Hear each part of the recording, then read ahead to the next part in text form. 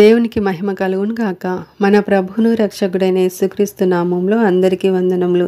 ఈరోజు పరిశుద్ధ గ్రంథంలోని వాక్య పఠనము యెషయా గ్రంథము 48వ అధ్యాయము 1వ వచనం నుండి 11వ వచనం వరకు.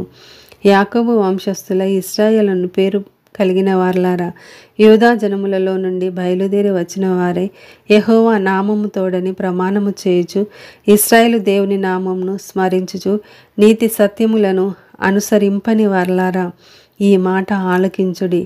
వారు మేము పరిశుద్ధ పట్టణస్థులమను పేరు పెట్టుకొని ఇశ్రాయేలు దేవుని ఆశ్రయించుదురు.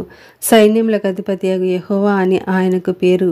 పూర్వకాలంలో జరిగిన సంగతులను నేను చాలా కాలము క్రిందట తెలియజేసి తిని, ఆ సమాచారము నా నోట నుండి బయలుదేరెను.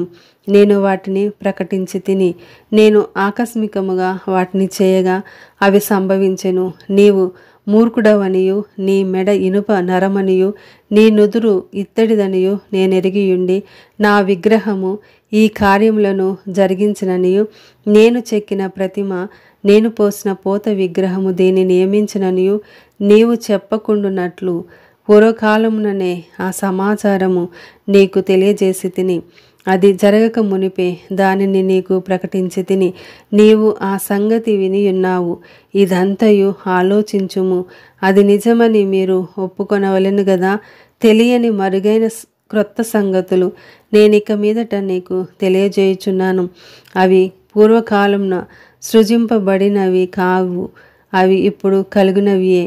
అవి నాకు తెలిసే ఉన్నవని నీవు చెప్పకుండునట్లు ఈ దినమునకు ముందు నీవు వాటిని వినియుండలేదు. అవి నీకు వినబడనే లేదు, నీకు తెలియబడనే లేదు. పూర్వము నుండి నీ చెవి తెరవబడనే లేదు. నీవు నమ్మకస్తుడవై నీ తల్లి గర్భమున పుట్టినది మొదలుకొని తిరుగుబాటు చేయు వాడవని అనిపించుకొంటివని నాకు తెలియను. నేను నిన్ను నిర్మూలము చేయకుండునట్లు నా నామమును బట్టి నా కోపము మానుకొనుచున్నాను. నా కీర్తి నిమిత్తము నీ విషయములో నన్ను బిగబట్టుకొనుచున్నాను.